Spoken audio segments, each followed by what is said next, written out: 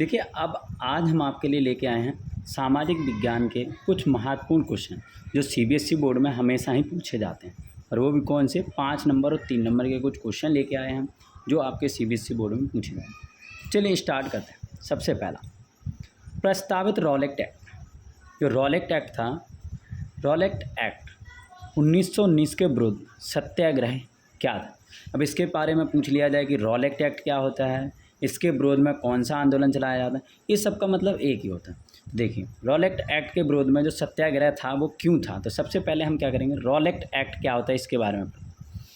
Rowlatt act को imperial legislative counselling, Rowlatt act को क्या है, इम्पीरियल लेजिस्लेटिव काउंसिलिंग ने बहुत जल्दबाजी में पारित किया था, क्योंकि इनके पास टाइम नहीं था, इसीलिए इन्होंने जल्दबाजी से इसे क्या कर दिया था, पारित किया था। इस कानून से सरकार को राजनीतिक, ये जो कानून बना था इससे क्या था, सरकार को एक अधिकार मिल गया था, किसके लिए, राजनीतिक गतिविधियों को कुचलने तथा राजनीतिक कैदियों को 2 साल बिना मुकदमा चलाए जेल में बंद रखने का अधिकार मिल गया था। तो रॉलेट एक्ट क्या है, रॉलेट एक्ट एक काला कानून है जिसमें सरकार ने जल्दबाजी में पारित किया था, जिससे सरकार को क्या मिल गया था, अंग्रेजी सरकार को एक अधिकार मिल गया था कि वो किसी भी राजनीतिक कैदी पर बगैर मुकदमा चलाए उसे 2 साल तक जेल में रख सकते हैं। तो ये क्या है, एक प्रकार का काला कानून माना जाता है। अब इसके विरोध में क्या करा था हमारे गांधी जी ने, इसके विरोध में गांधी जी ने सत्याग्रह किया था।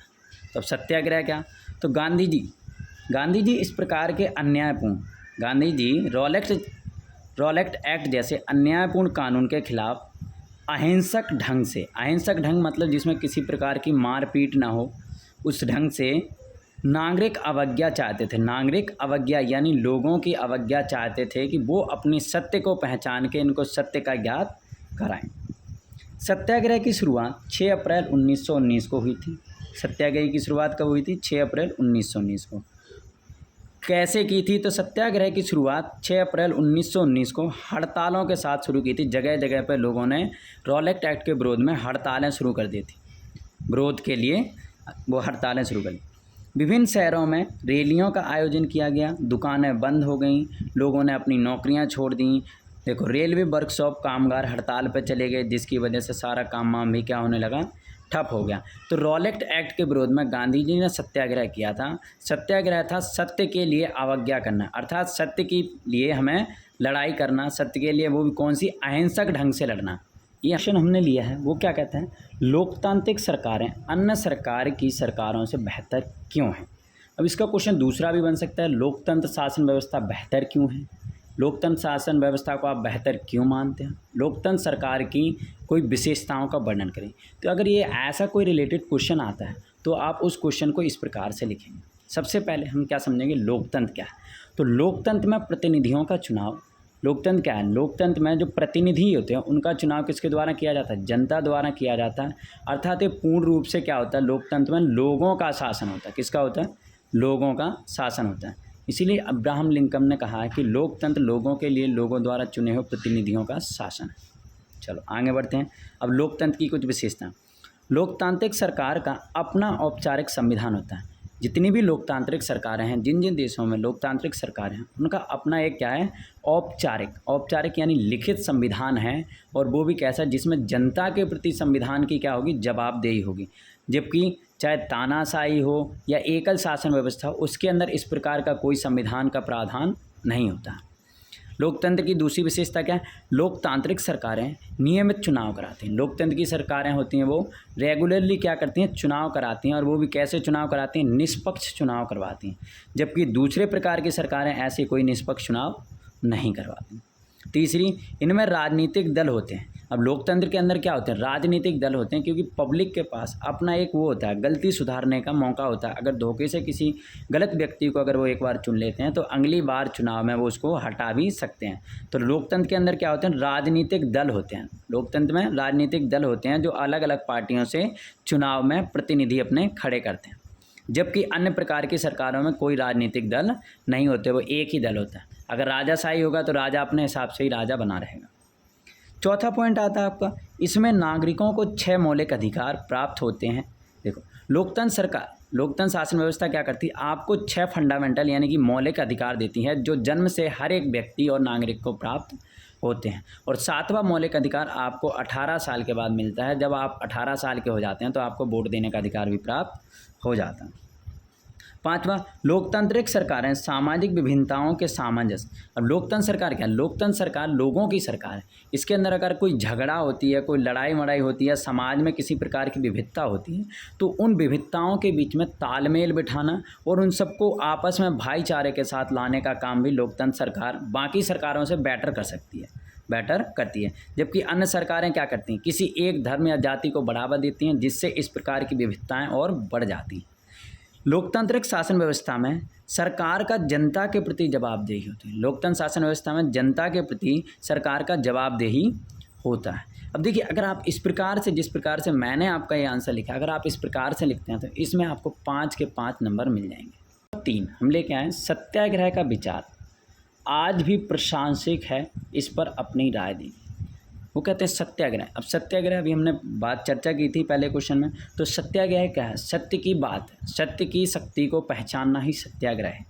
तो गांधी जी द्वारा अन्याय व उत्पीड़न, जो अंग्रेज़ सरकारों ने अन्याय किया था, जो रॉलेट एक्ट चालू किया था और उनसे जो लोग उत्पीड़ित हुए थे, के खिलाफ पूर्णतः नवीन मार्ग, उस समय पहली बार सत्याग्रह का विचार कोई लेके आया था, इसीलिए इसे पूर्णतः नया मार्ग सत्याग्रह अपनाया था।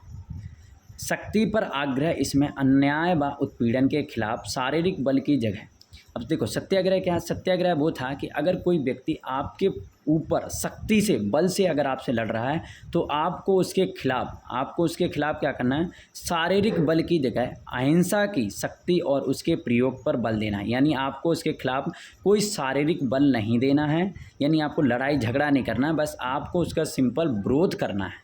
ठीक है, कोई शारीरिक बल नहीं लगाना, और वो भी अहिंसा के रूप में, किसी प्रकार की मारपीट के साथ नहीं। यदि गांधी जी का मानना था कि यदि सभी लोग निर्भय होकर अहिंसात्मक प्रतिरोध करें, उनका मानना था कि अभी सभी लोग मिलकर क्या करेंगे, एक अहिंसात्मक प्रतिरोध करें, तो मेरी नज़र में यह उपाय सही होगा। क्यों? अगर हम सभी लोग अहिंसात्मक के ढंग पर चलें, अगर सभी मानो हिंसात्मक प्रतिरोध करें, हम अगर किसी व्यक्ति का लड़ाई के बदले में, अगर हम किसी को गाली के बदले में गाली देंगे तो ये लड़ाई और बढ़ जाएगी। अगर कोई गाली देता है तो अगर हम चुप हो जाते तो इससे लड़ाई कम होने के चांस बढ़ जाते हैं। तो इससे क्या होता है? गांधी जी चाहते थे कि हम हिंसा के बदले में अहिंसात्मक प्रतिरोध करेंगे। हिंसा के बदले में अगर हम हिंसा करेंगे तो ये अच्छा नहीं होगा। भारत दक्षिण अफ्रीका अमेरिका का नागरिक अधिकार का आंदोलन का एक उदाहरण। अब देखिए, भारत में जो सत्याग्रह हुआ था, इससे पहले अमेरिका के अंदर एक आंदोलन चला था जिसे नागरिक अधिकार आंदोलन कहा गया था। ये क्या था कि दक्षिण अफ्रीका के अंदर एक गोरे को एक लेडीज़ ने अपनी सीट देने से मना कर दिया था, जिसके लिए उन्होंने एक अहिंसात्मक आंदोलन किया था और जिसके चलते उनकी जीत हुई थी। यदि इनमें असफलता भी मिलती है, गांधी जी का मानना है कि अगर हम अहिंसात्मक उसके पथ पर चलते हुए अगर हमें कोई असफलता भी मिलती है, तो इसमें ये गलती नहीं है कि हमारी अहिंसात्मक की वजह से हमें कमी मिली है, बल्कि इसके अंदर या तो हमारी रणनीति सही नहीं थी या हमारी इच्छा शक्ति की कमी थी। क्वेश्चन नंबर हम 4 पे बढ़ते हैं। तो क्वेश्चन नंबर 4 क्या कहता है? जलियांवाला बाग हत्याकांड ने ब्रिटिश शासन के नैतिकता को ध्वस्त कर दिया था। देखो, नैतिकता क्या होती है? ब्रिटिश सरकार ने आगे ये बना रखा था, विचार सरकार को ये यकीन दिला रखा था कि हम क्या है, एक लोकतांत्रिक शासन व्यवस्था के हिसाब से काम कर रहे हैं। लेकिन जलियांवाला बाग, अब जलियांवाला बाग क्या था? तो 13 अप्रैल 1919 को जलियांवाला बाग में 79 लोगों के नरसंहार की घटना है। 13 अप्रैल 1919 को बैसाखी पर्व था और पंजाब के अमृतसर में एक जलियांवाला बाग है, वहाँ पर कुछ लोग बैसाखी पर्व मना रहे थे और उस समय शहर के अंदर मार्शल लॉ लगा हुआ था, जिसकी वजह से लोग जो हमारे स्वतंत्रता सेनानी हैं वो संगठन नहीं बना पा रहे थे, तो वो वहाँ पर एकत्रित हुए थे। इसकी खबर वहाँ के जो जनरल डायर हैं उन्हें मिल जाती है, तो वो क्या करते हैं, वहाँ पर जाते हैं और 79 लोगों के ऊपर धुआंधार गोलियाँ चला देते हैं, जिससे ब्रिटिश शासन की नैतिकता दावों पर ध्वस्तता का कारण बन जाता है। जलियांवाले बाग में जनरल डायर के हथियारबंद सैनिकों, क्या है, जनरल डायर के पास उस समय कमान थी, तो उन्होंने जो हथियारबंद मतलब हथियारों से लैस सभी सैनिकों ने द्वार बंद करके क्या करा था, जो उन्होंने काम किया था, अर्थात जो 79 लोगों के ऊपर उन्होंने गोलियां बरसाई थीं, उससे अंग्रेज़ी शासन के जो मुखौटे चढ़ा रखा था, अंग्रेज़ी शासन ने जो यकीन दिला रखा था कि हम लोकतांत्रिक मुखौटे हैं, मतलब लोकतंत्र का जो मुखौटा दिखावा कर रहे थे वो ध्वस्त हो जाता है, क्योंकि इन्होंने 79 लोगों पर गोलीबारी की गई थी। ठीक है। इससे कारण से लोगों ने इस घटना के, अब जैसे ही लोगों को पता चला कि जलियांवाला बाग में इतनी बड़ी घटना हो गई जिससे लाखों हज़ारों की मात्रा में लोग मारे गए थे, घायल हुए थे, वहाँ पर आज भी दीवारों में छेद मिलते, इतनी ज़्यादा गोलियां चलाई थी। तो इस घटना के चलते भारत के अंदर जगह जगह पर अंग्रेज़ी शासन का जमकर विरोध होने लगा और जगह जगह पर प्रतिरोध के लिए क्या रैलियाँ निकाले जाने लगी, जुलूस निकाले जाने लगे। ठीक है। अब आपका आता है क्वेश्चन नंबर 5। तो क्वेश्चन नंबर 5 क्या कहता है, महात्मा गांधी ने नमक को एक शक्तिशाली प्रतीक के रूप में क्यों पाया। अगर क्वेश्चन आ जाए कि नमक ने भारत की आज़ादी में योगदान क्या दिया, या गांधी जी ने सभी को एकत्रित करने के लिए नमक ही क्यों चुना, दांडी मार्च क्या है, नमक यात्रा क्या है, तो इन सभी का क्वेश्चन का आंसर एक ही है। ठीक है। तो आइए शुरू करते हैं। महात्मा गांधी ने 31 जनवरी 1930 को, महात्मा गांधी ने क्या करा, 31 जनवरी 1930 को इन्होंने वायसराय इरविन को, किसको, वायसराय इरविन को एक पत्र लिखा था जिसके अंदर क्या 11 मांगों का उल्लेख किया। एक पत्र लिखा, उनमें सबसे महत्वपूर्ण मांग क्या थी, नमक। अब उन्होंने जो 11 मांगें रखी थी उसमें नमक को ही मेन मांग क्यों रखा, मेन डिमांड क्यों रखा, उसका कारण ये था कि नमक क्या है, नमक हमारे भोजन का एक अभिन्न अंग है। नमक के बिना हमारे भोजन का कोई महत्व या कोई स्वाद ही नहीं रहेगा। और नमक क्या है, चाहे अमीर हो गरीब हो ऊंच नीच कोई भेदभाव नहीं करते, क्योंकि नमक हर किसी को इसकी मूलभूत आवश्यकता है। और इस पर अंग्रेज़ सरकार ने क्या लगा दिया था, कर। तो नमक को इसलिए लिया था, इससे पूरे देश को एकत्रित करने के लिए नमक कर से बढ़िया कोई और उस समय एग्जाम्पल नहीं मिला था। तो नमक कर को ख़त्म करने के बारे में थी। और उन्होंने लिखा था कि अगर आप मेरी बात नहीं मानोगे तो इसके लिए हम नमक यात्रा शुरू कर देंगे। तो नमक भोजन का एक अभिन्न हिस्सा है।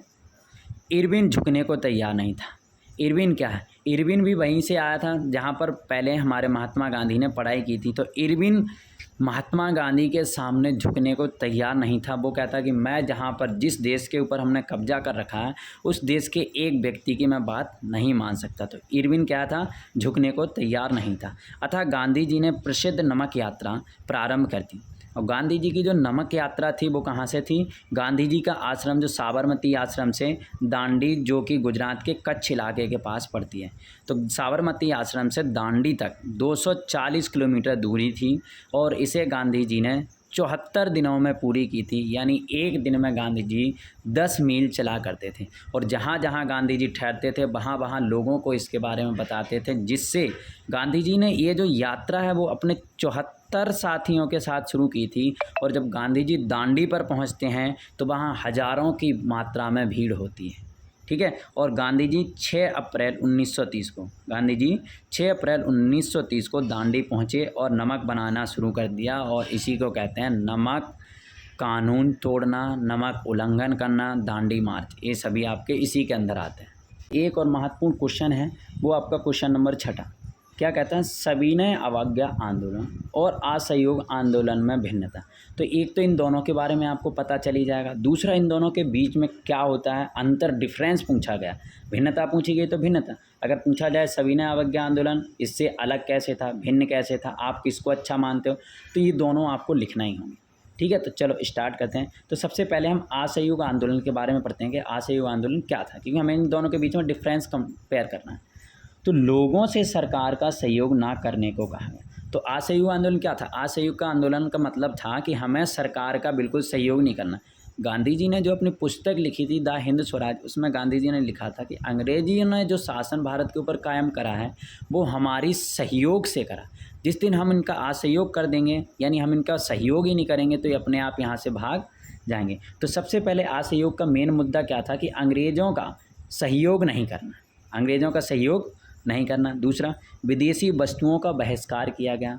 जितनी भी विदेशी वस्तुएं थी इनका क्या किया गया, बहिष्कार। क्योंकि अंग्रेज़ आए किस लिए थे, कंपनी आए, अंग्रेज़ कोई वो नहीं थे, अंग्रेज़ एक कंपनी थी, ईस्ट इंडिया कंपनी, जो व्यापार के लिए आए थे। जब इनके वस्तु ही नहीं खरीदेंगे तो व्यापार ठप हो जाएगा और ये भाग जाएंगे। शराब की दुकानों की पैकेटिंग की गई और जो शराब की दुकानें हैं उन्हें बंद कर दिया गया, पैकेटिंग कर दी गई, मतलब बिल्कुल बैन लगा दिया।